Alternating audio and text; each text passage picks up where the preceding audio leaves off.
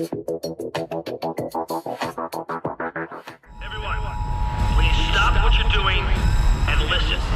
This is not a drill. What's the most resilient parasite? An idea.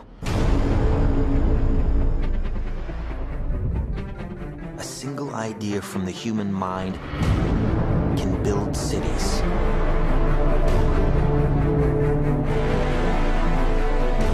An idea can transform the world and rewrite all the rules. Which is why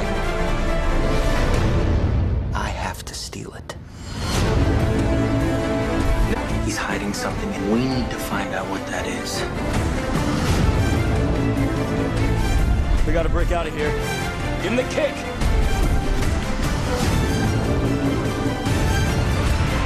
This was not a part of the plan!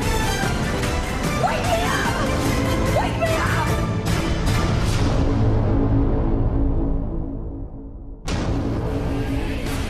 I know we have still not shattered that highest and hardest glass ceiling, but someday someone will, and hopefully sooner than we might think.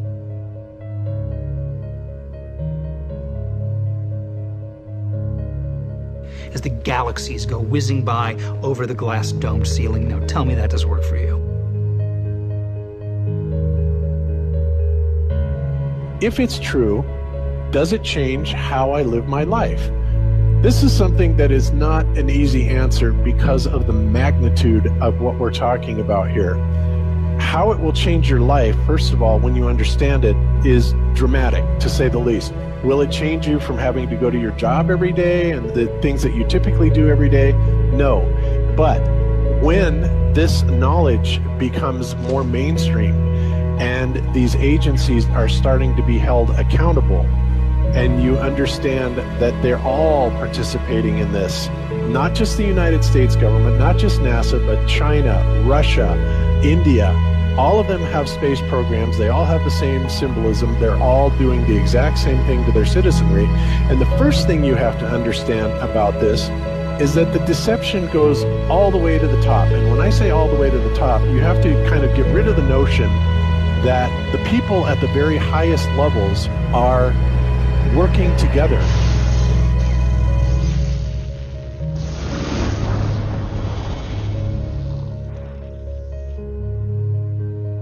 Why would they do this? Why are they trying to hide the fact that we are on an infinite plane or on a flat earth rather than a ball? Well, if you isolate people into the idea that they're on a blue marble that's in the middle of a universe that is really insignificant, and there's thousands or millions and billions of other worlds and possibly other civilizations, that makes most people think that we are insignificant and that we did actually come about as some sort of an accident.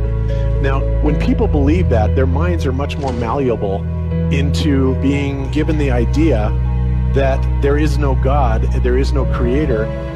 And because of that, that also gives the controllers this fertile soil to build other deceptions on.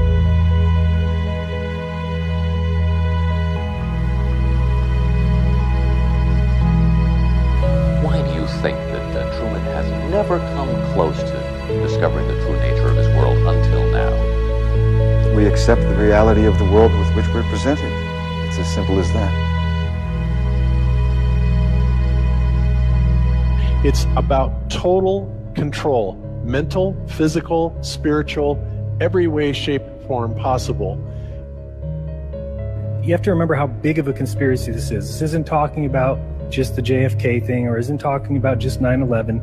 It's on an umbrella kind of system to where it is the biggest deception that there is. It actually exposes every other deception, and nothing else brings down the power of the elite, because it really exposes education, science, the economy, television, museums, universities. Think of all the things that have been fooled.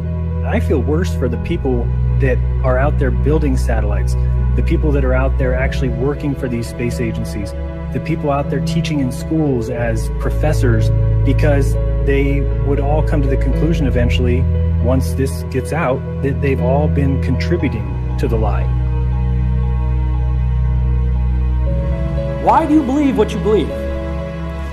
prove it without using NASA or any other space agency, the government or military of any country in the world. Why would I say that? NASA has been proven to be liars time and time again. I could spend a whole weekend here showing you the lies of NASA. How many of you believe your government is 100% honest and can be trustworthy?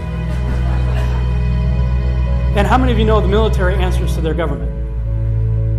Okay, so if those three sources are all proven liars, why would you trust them? Fool me once, right? Shame on you. Fool me twice, shame on me. I say, continue to believe pathological liars and you're an idiot. But that's what we've all done. And so, I look at these stuff, we've all seen the textbooks, we've all seen the videos and movies and all these things, and there's so much of it. Do you know what the budget NASA has? You know how much they get? How much money they get? Have you seen the movie Gravity? Okay. That's made for about $100 million, give or take. And if you saw the movie Gravity, that was pretty impressive. I saw it on IMAX, big screen, like, wow. I mean, I felt like I was with Sandra Bullock flying around in space, freaking out myself. Okay, this is what they're able to do with $100 million. What are you able to do with tens of billions of dollars a year since the 60s? Now, in my opinion, we're being lied to not only about the shape of the Earth, we're being lied to about the very nature of reality itself. In 1954, Admiral Richard Byrd, a highly decorated naval officer, conducted an interview where he alluded to the idea that there may very well be land beyond the poles. Admiral Byrd, you've been to both the North Pole and the South Pole. Is there any unexplored land left on this Earth that might appeal to adventurous young Americans? Yes, there is. But strangely enough, there's left in the world today an area as big as the United States that's never been seen by a human being. And that's beyond the pole, on the other side of the South Pole, from Middle America. And I think it's quite astonishing that there should be an area as big as that unexplored. It's a tremendous So challenge. there's a lot of adventure left down at the bottom of the world. Admiral, do you hope to see that? We don't know. That's the big problem. We don't know where we are. Okay? That's what we're all trying to figure out here.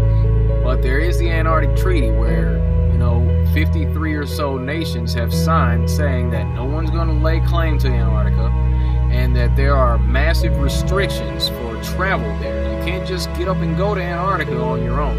You have to have a tour guide with you, and there are only certain entry points, and there are limits on where you can go search. Personally, I think the unconquered South face is the only one worth scaling. It's a 20,000-foot sheer wall of ice, but that's never stopped me before.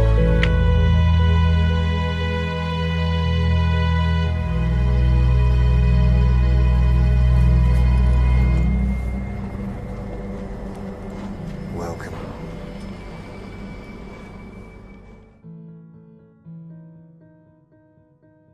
No, I just want to stand on top of the wall and piss off the edge of the world.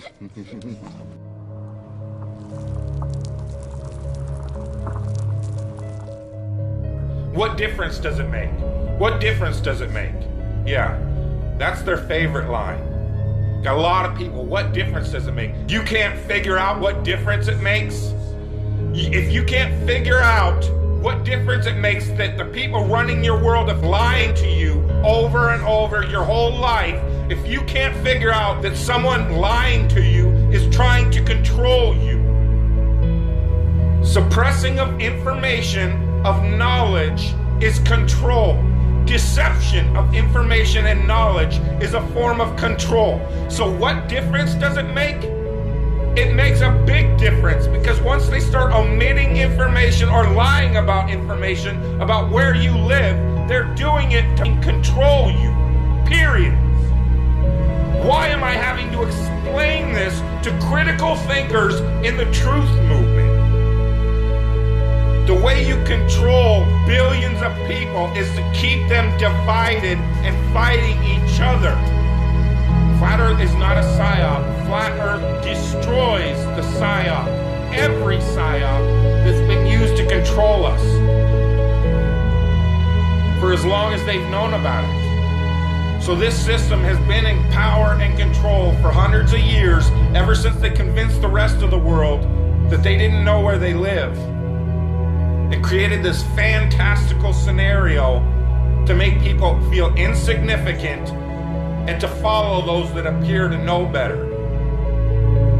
Why is the flat earth so important?